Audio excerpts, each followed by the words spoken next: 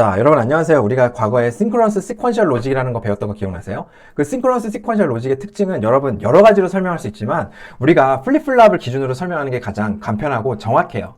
기본적으로 싱크로너스라는 건 클락을 의미하는 거고요. 클락이 라이징 엣지 되는 순간에, 그쵸? 클락이 라이징 엣지 되는 순간에 얘네가 업데이트가 되는 건데 어떻게 업데이트가 되는 거예요? 그때 레디에서 잘 준비해져 있는 플립플랍 인풋을 보고 그거에 따라서 업데이트가 되는 거예요. 아시겠죠? 그러니까 여러분 클락을 보면 무슨 생각을 하셔야 돼요? 야, 내가 이 모든 업데이트, 모든 플립플랍에 있는 아웃풋 스테이트 있잖아. 걔네를 업데이트를 동시에 할 거야. 내 엣지에서. 라는 거예요. 뭘 보고 어떻게는 누가 결정하는 거예요? 바로 플립플랍 인풋이 결정하는 거죠. 그래, 네가 언제를 결정한다면 플립플랍 인풋은 그래, 나는 네가 잘 우리의 의도에 맞게 넥스트 스테이트 아웃풋으로 업데이트가 될 수 있게 내가 플립플랍 인풋을 잘 대령해 놓을게. 이거예요. 그러니까 여러분 우리의 의도가 제대로 들어간 데는 어디예요? 바로 저 플립플랍 인풋인 거죠. 그러니까 서킷 디자이너는 저거를 잘 만들어 놔야 돼요. 우리의 의도가 잘 들어갈 수 있도록. 아시겠죠? 그래서 여러분 플립플랍 인풋을 잘 생성해내야 되는 게 바로 서킷 디자이너의 역할이다. 이렇게 생각을 해주셔도 괜찮겠죠. 자, 근데 여러분 이 전체 흐름을 보세요. 전체 생각을 보세요. 싱크로너스 시퀀셜 로직에 어때요? 클락이 전부 다 동시에 아웃풋을 업데이트를 해요. 아시겠죠? 누굴 보고? 플립플랍 인풋을 보고. 아시겠죠? 그러니까 플립플랍 인풋 다 준비해 놓으면 클락이 전부에 동시에 탁 업데이트가 되면서 라이징 하면서 전부 다 업데이트 시키는 거예요. 그게 여러분 싱크로너스 시퀀셜 로직이고, 그거에 익숙해져 있던 서킷 디자이너들은 우리가 지난 시간에 배웠던 이 리플 카운터 있죠. 그쵸? 리플 카운터. 요게 굉장히 불편한 거예요. 왜? 뭐 어때요? 클락이 라이징 되는 순간에 전부 다 이 아웃풋들이, 전부 다 이 스테이트를 결정하는 이 스테이트 아웃풋들이 업데이트가 되는 게 아니죠. 그쵸? 뭐예요? 전부 다 클락이 동시에 이렇게 들어가 있는 것도 아니고, 그 클락이 라이징 되면서 얘네가 전부에 업데이트가 되는 게 아니고, 얘는 여러분 이 오퍼레이션 보면 알겠지만, 이 상위 비트에 있는 스테이트 아웃풋이 어때요? 이 이전 비트에 있는 아웃풋의 라이징 엣지에서 업데이트가 되는 거죠. 그러니까 만약에 얘는요, 여러분 어때요? 얘가 업데이트가 되려면 얘가 업데이트가 돼서 얘를 또 튕기고 마지막에 얘를 튕겨야 되니까 클락 라이징 엣지인 순간에 A3가 업데이트 되는 건 전혀 아니에요. 그쵸? 그 시간 차이가 있는 거고, 그렇기 때문에 얘는 싱크로너스한 시퀀셜 로직이다. 클락에 맞춰서 동작하는 시퀀셜 로직이다. 그렇게 생각할 수 없는 거죠. 그쵸? 그래서 우리 여태까지 계속 아웃풋들 말이야. 다 전부 클락 라이징 엣지에서 동시에 요이 땅 해서 딱 업데이트가 되는 그런 싱크로너스한 시퀀셜 로직이었어. 근데 얘는 시퀀셜 로직은 맞는데 싱크로너스가 하지가 않아. 그게 되게 불편해. 나는 여태까지 모든 회로를 다 싱크로너스하게 다 시스테매틱하게 다 맞춰놨단 말이야. 그쵸? 그럴 수 있어요, 여러분. 그래서 어때요? 얘는 그런 리플 카운터는 그게 아니기 때문에 그런 싱크로너스한 매너로, 싱크로너스한 방법으로 동작하는 어떤 카운터도 있으면 좋겠어. 그것도 가능해? 그것도 가능해요, 여러분. 그래서 그게 바로 뭐냐면 오늘 배울 싱크로너스 카운터고요. 제가 여기다가 이름을 바이너리 카운터 이그젬플로 보는, 이렇게 써놨는데요. 왜? 그게 바이너리 카운터 이그젬플이 카운터 중에서 제일 쉬우니까요. 아시겠죠? 자, 그래서 여러분 뭡니까? 바이너리 카운터로 보는 싱크로너스 카운터 한번 시작해 보겠습니다. 자, 그래서 여러분 제가 다시 한번 강조드립니다만 리플 카운터랑 싱크로너스 카운터랑 차이가 뭐예요? 그거를 제가 조금 자세하게 설명드리기 위해서 여기 제가 그림을 써놓을 건데, 여러분 다 4빅 카운터면 싱크로너스든 리플 카운터든 다 4개의 플립플랍이 필요하겠죠? JK 플립플랍이든 T 플립플랍이든 D 플립플랍이든 4개의 카운터가 각각 필요할 거예요. 자, 그래서 이렇게 제가 써놨고요. 싱크로너스랑 리플의 차이점은 뭘 것 같아요, 여러분? 싱크로너스랑 리플의 차이점 뭘까? 자, 얘네 전부 다 네빗이니까 일단 제가 여기다가 아웃풋에다가 네이밍 한번 써볼게요. 그리고 카운트가 들어가는 건 다 똑같을 거예요. 자, 근데 여러분 리플 카운터는요, 제가 여기 집중해보세요. 리플 카운터는 어떻게 되냐면요, 이제부터 여러분 차이가 들어가는데, 바로 앞서 말씀드렸듯이 이 각각의 클락 인풋들이 뭐예요? 이전 비트, 하위 비트, 좀 더 하위 비트의 아웃풋들을 바로 클락 인풋으로 활용해서 동작하는 거죠. 그쵸? 근데 여러분 싱크로너스는 그렇지 않아요. 싱크로너스는 뭐냐면 일단은요, 여러분 카운트라는 게 클락이 라이징하는 되는 순간마다 얘가 하나씩 업데이트 되는 거. 그게 첫 번째 다른 점이고, 그 클락을 전부 다 누가 물어요? 모든 플립플랍이 다 물어요. 아시겠죠? 다 따다 쓴다고요. 그래서 얘는 이 클락이 전부 다 이 A0부터 A3를 동시에 업데이트하는 거 맞아요? 안 맞아요? 맞아요. 그쵸? 근데 그때 들어가 있는 플립플랍의 인풋 스테이트를 보고 걔에 따라서 업데이트를 하는 거죠. 그러니까 여러분 제가 여기 들어가는 플립플랍 인풋 스테이트를 어떻게 설계를 해야만 바이너리 카운터로 우리가 카운팅하는 클락 라이징 엣지를 카운터하는 그런 회로로 설계할 수 있을지 오늘 보겠다는 거죠. 아시겠죠? 자, 그래서 여러분 모든 플립플랍이 동일한 클락에 의해서 물려가지고 걔의 라이징 엣지에서 전부 동작하는 거고, 클락 라이징 엣지마다 하나씩 숫자가 올라가는 그런 카운터, 그게 바로 싱크로너스 카운터다. 이렇게 생각을 해주시면 될 것 같아요. 자, 그러면 여러분 바이너리 카운트 한번 볼까요? 자, 그래서 바이너리 카운트 시퀀스가 뭐예요? 이거 보시면 알겠지만 이렇게 A0, A1, A2, A3, 4bit이 있고 걔네가 하나씩 숫자가 올라가는 거죠. 그쵸? 그래서 여러분의 1000까지 올라간다면 그 다음 뭐예요? 1001도 있죠. 그쵸? 밑에는 생략된 거예요. 1010도 있죠. 그러다가 어떻게 돼? 1111까지 올라가면 그 다음에는 다시 000으로 돌아가는 그게 바로 바이너리 카운터예요. 자, 그러면 여러분 요거 우리가 이걸 설계를 할 건데, 자, 이걸 이제 회로로 설계할 건데 제일 먼저 선택해야 되는 건 뭐예요? 당연히 플립플랍 타입이에요. 자, 그래서 플립플랍 타입을 한번 보시겠습니다. 셋 중에 뭐 쓰실 거예요? JK 플립플랍, T 플립플랍 뭐 쓰실 거냐는 거예요. 그래서 여러분 아무거나 쓰셔도 그 플립플랍에 맞춰서 우리가 플립플랍 인풋만 그때그때 맞는 플립플랍 타입에 맞춰서 생성해주면 돼요. 그쵸? 플립플랍 인풋만 잘 만들어주면 어느 걸 써도 상관없다는 거죠. 근데 여러분 보세요. 이게 주기적으로 토글하죠. 어떤 규칙적으로 토글하잖아요. 그쵸? 그러니까 얘네는 토글하니까. 그쵸? 우리가 T 플립플랍이나 JK 플립플랍 쓰는 게 맞을 것 같아요. 아시겠죠? 그래서 JK 플립플랍을 쓰자. 예, JK 플립플랍 쓰면 왜? JK가 둘 다 1이면 토글하고 둘 다 0이면 토글하지 않으니까 그거 갖다 쓰자는 거죠. 자, 그래서 여러분 뭐라 그랬어요? JK는요, 11일 때 토글이고 00일 때 홀드니까 요거를 일단 갖다 써서 우리가 JK 플립 이용해서 우리가 봐오는 바이너리 카운터 한번 설계해 보겠습니다.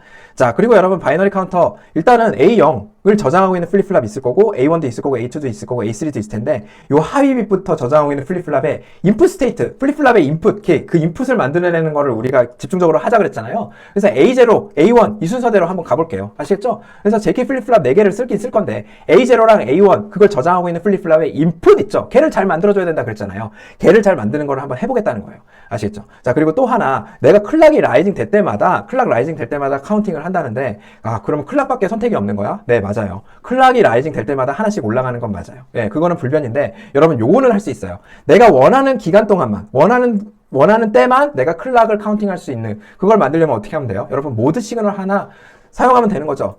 어떤 특정 시그널이 1일 때만 클락을 카운팅하고 그게 0일 때는 카운팅 멈춰. 그냥 0으로 가만히 있어. 홀드하고 있어. 이렇게 생각할 수 있는 거죠. 0이 아니고 현재 스테이트로 가만히 있어. 이렇게 할 수도 있는 거고요. 그래서 여러분 우리가 시그널 하나 써가지고 내가 원하는 때만 카운팅 오퍼레이션을 할 수 있게 카운트 이네이블이라는 시그널을 사용할 수 있죠. 그렇죠? 그래서 요거까지 한번 같이 구현을 해보겠습니다. 그래서 카운트 이네이블이 1일 때만 클락 라이징 엣지에서 하나씩 올라가는 바이너리 카운터 한번 설계해 볼게요. 뭐 이용해서요? JK 플립플랍 이용해서요. 자, 그러면 여러분 JK 플립플랍 이용할 거예요. 자, 근데 A0부터 차근차근 보겠다는 거죠. 자, 그래서 A0 플립플랍은 대체 플립플랍 인풋이 어떻게 생겨 먹어야 될지 그걸 보려면요. A0가 어떻게 결정되는지를 먼저 봐야겠죠? 그래서 여러분 A0를 결정하는 거를 보기 위해서 각각 아웃풋이 어떻게 생겨 먹었는지 이 표를 보세요. 자, 그러면 여러분 A0는 어때요? A0는요, 클락이 라이징 될 때마다, 카운트 이네이블이 1이면요, 클락 라이징 될 때마다 토글해요. 그쵸? 얘는 쉽죠? 그러니까 매 클락 엣지마다 토글하도록 제가 플립플랍 인풋 설계해주면 되는 거예요. 그 다음, A1은요, 언제 토글해요? 잘 봤더니 어때요? A1은요, 2번, 클락 라이징 엣지 2번, 요건 좀 어려운데, 그렇게 2번마다 토글해. 요거는 구현하기가 어려운데, 야, 보니까, 내가 이때 토글하고, 그쵸? 이때 토글해야 돼요. 그쵸? 무슨 말이에요? 자, 이때 플립플랍 인풋을 여러분 이 상황에서 플립플랍 인풋을 다음 오는 라이징 엣지에서 내가 토글이 되도록, 이때는 토글 되도록 JK를 둘 다 1로 만들어줘야 돼요. 이 상황에서. 아시겠죠? 그래서 이 상황에서 JK를 둘 다 1로 만들어줘야지 어때요? 다음 엣지에서 바로 토글 해버려요. 그 다음 이 상황에서 어때요? 또 JK를 11로 만들어야지만 다음 엣지가 왔을 때 걔가 바로 토글 해버리는 거예요. 그러니까 여러분 이 네 가지 상황에서 이 표에 한해서는요, 이 네 가지 상황에서 전부 어때요? JK를 11로 만들어주면.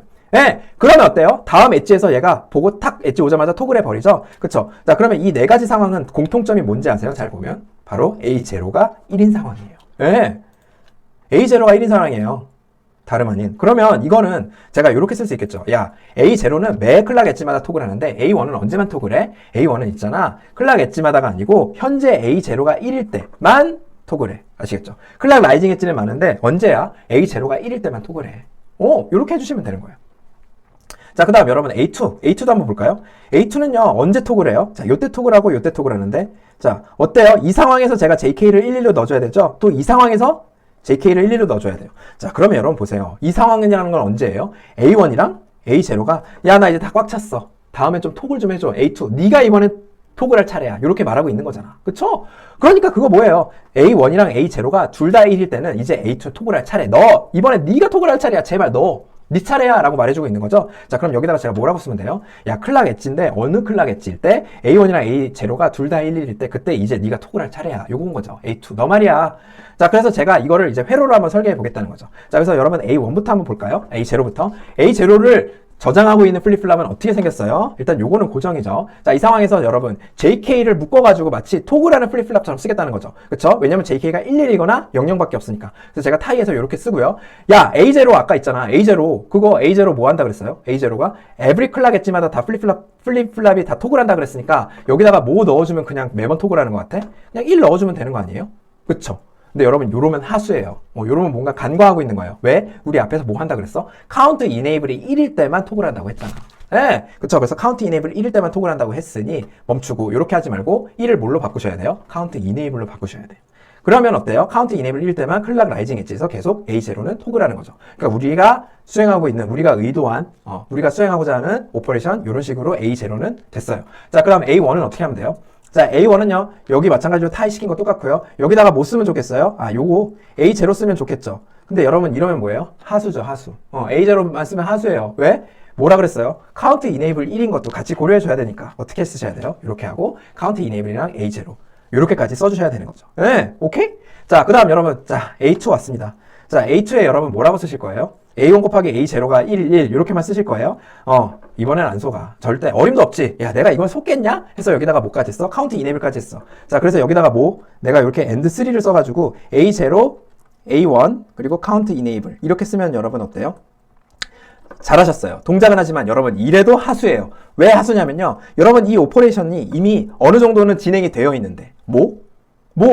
이거 있잖아. 이게 여러분 요거랑 요거 AND를 이미 했잖아요. 그러니까 이거 AND에다가 뭐만 더하면 A1만 AND를 더하면 이걸 갖다 쓰는 게 훨씬 더 낫지. 이 AND3를 갖다 쓰는 건요, 여러분. AND3는요, AND2보다 면적이 2배고 속도도 엄청 느려요. 그러니까 AND3 쓰는 사람은 하수고 이미 여기까지 다 계산되어 있는데 AND2 하나만 더 써서 쓰는 사람이 고수예요. 그러니까 여러분 어때요? 이 부분은 지우고 나 A1 하고 너 있지. 아까 만든 거 이렇게 쓰시는 게 고수입니다. 자, 그러면 여러분 A3도 여러분 하실 수 있죠. 어때요? 요거 갖다 쓰고 A2 해서 이렇게 해서 만드시면 되죠. 그쵸? 요거 플립플랍 인풋으로 먹여주면 되죠. 왜? A3는 언제만 토글 되니까? 얘는 셋 다 1일 때만 토글 되니까.